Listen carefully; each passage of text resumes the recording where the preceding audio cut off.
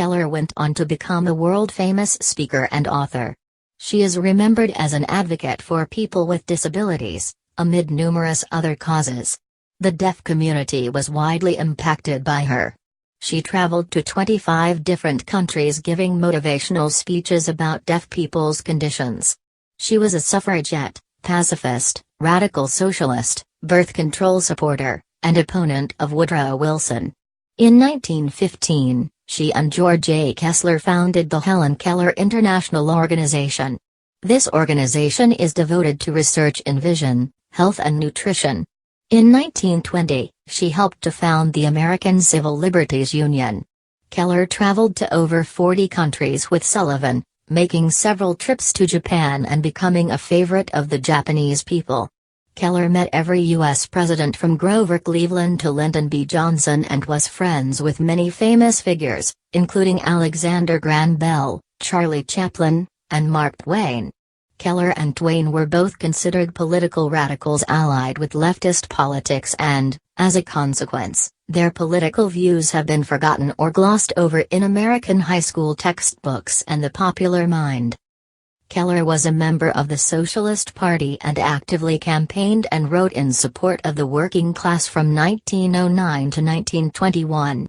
Many of her speeches and writings were about women's right to vote and the impacts of war. In addition, she supported causes that opposed military intervention. She had speech therapy in order to have her voice heard better by the public. When the Rockefeller-owned press refused to print her articles, she protested until her work was finally published. She supported Socialist Party candidate Eugene V. Debs in each of his campaigns for the presidency. Before reading Progress and Poverty, Helen Keller was already a socialist who believed that Georgism was a good step in the right direction. She later wrote of finding in Henry George's philosophy a rare beauty and power of inspiration, and a splendid faith in the essential nobility of human nature. Keller claimed that newspaper columnists who had praised her courage and intelligence before she expressed her socialist views now called attention to her disabilities. The editor of the Brooklyn Eagle wrote that her mistakes sprung out of the manifest limitations of her development. Keller responded to that editor, referring to having met him before he knew of her political. At that time the compliments he paid me were so generous that I blush to remember them. But now that I have come out for socialism, he reminds me and the public that I am blind and deaf and especially liable to error. I must have shrunk in intelligence during the years since I met him. Oh, ridiculous Brooklyn Eagle. Socially blind and deaf, it defends an intolerable system, a system that is the cause of much of the physical blindness and deafness which we are trying to prevent. Keller joined the Industrial Workers of the World in 1912, saying that parliamentary socialism was sinking in the political bog. She wrote for the IWW between 1916 and 1918. In Why I Became an Keller explained that her motivation for activism came in part from her concern about blindness and other disabilities. I was appointed on a commission to investigate the conditions of the blind. For the first time I, who had thought blindness a misfortune beyond human control, found that too much of it was traceable to wrong industrial conditions, often caused by the selfishness and greed of employers. And the social evil contributed its share. I found that poverty drove women to a life of shame that ended in blindness. The last sentence refers to prostitution and syphilis, the former a frequent cause of the latter, and the latter a leading cause of blindness. In the same interview, Keller also cited the 1912 strike of textile workers in Lawrence, Massachusetts for instigating her support of socialism. Keller supported eugenics. In 1915, she wrote in favor of refusing life-saving medical procedures to infants with severe mental impairments or physical deformities, stating that their lives were not worthwhile and they would likely become criminals. Keller also expressed concerns about human overcommunication came the next month, when she realized that the motions her teacher was making on the palm of her hand, while running cool water over her other hand, symbolized the idea of water. Writing in her autobiography, The Story of My Life, Keller recalled the moment, I stood still, my whole attention fixed upon the motions of her fingers.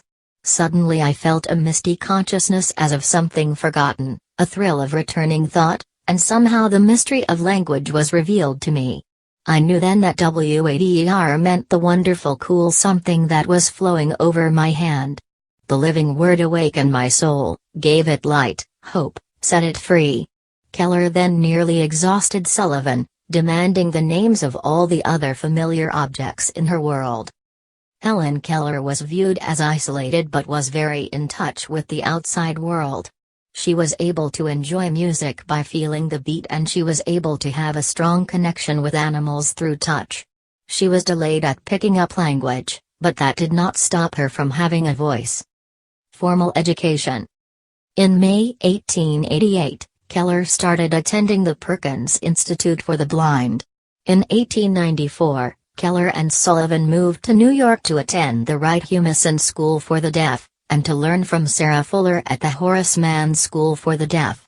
In 1896, they returned to Massachusetts, and Keller entered the Cambridge School for Young Ladies before gaining admittance, in 1900, to Radcliffe College of Harvard University, where she lived in Briggs Hall, South House. Her admirer, Mark Twain, had introduced her to Standard Oil magnate Henry Huddleston Rogers, who, with his wife Abby, paid for her education. In 1904, at the age of 24, Keller graduated as a member of Phi Beta Kappa from Radcliffe, becoming the first deaf-blind person to earn a Bachelor of Arts degree. She maintained a correspondence with the Austrian philosopher and pedagogue Wilhelm Jerusalem, who was one of the first to discover her literary talent. Determined to communicate with others as conventionally as possible, Keller learned to speak and spent much of her life giving speeches and lectures on aspects of her life. She learned to hear people's speech by reading their lips with her hands. Citation needed. Her sense of touch had heightened. She became proficient at using Braille and reading sign language with her hands as well.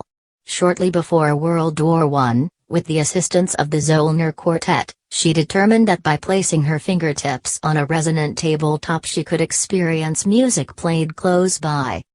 Example of her lectures. On January 22, 1916, Keller and Sullivan traveled to the small town of Menominee in western Wisconsin to deliver a lecture at the Mabel Tainter Memorial Building. Details of her talk were provided in the weekly Dunn County News on January 22, 1916. A message of optimism, of hope, of good cheer, and of loving service was brought to Menominee Saturday, a message that will linger long with those fortunate enough to have received it. This message came with the visit of Helen Keller and her teacher, Mrs. John Macy, and both had a hand in imparting it Saturday evening to a splendid audience that filled the memorial. The wonderful girl who has so brilliantly triumphed over the triple afflictions of blindness, dumbness and deafness, gave a talk with her own lips on happiness, and it will be remembered always as a piece of inspired teaching by those who heard it. When part of the account was reprinted in the January 20, 2016 edition of the paper under the heading From the Files, the column compiler added, according to those who attended, Helen Keller spoke of the joy that life gave her. She was thankful for the faculties and abilities that she did possess and stated that the most productive pleasures she had were curiosity and imagination. Keller also spoke of the joy of service and the happiness that came from doing things for others. Keller imparted that helping your fellow men were one's only excuse for being in this world, and in the doing of things to help one's fellows lay the secret of lasting happiness. She also told of the joys of loving work and accomplishment and the happiness of achievement. Although the entire lecture lasted only a little over an hour, the lecture had a profound impact on the audience. June 27, 1880, June 1, 1968, was an American author, political activist, and lecturer. She was the first deaf-blind person to earn a Bachelor of Arts degree. The story of Keller and her teacher, Anne Sullivan, was made famous by Keller's autobiography, The Story of My Life, and its adaptations for film and stage, The Miracle Worker. Her birthplace in West Tuscumbia, Alabama, is now a museum and sponsors an annual Helen Keller Day. Her June 27th birthday is commemorated as Helen Keller Day in Pennsylvania and, in the centenary year of her birth, was recognized by a presidential proclamation from U.S. President Jimmy Carter. A prolific author, Keller was well-traveled and outspoken in her convictions. A member of the Socialist Party of America and the Industrial Workers of the World, she campaigned for women's suffrage, labor rights, socialism, anti-militarism, and other similar causes.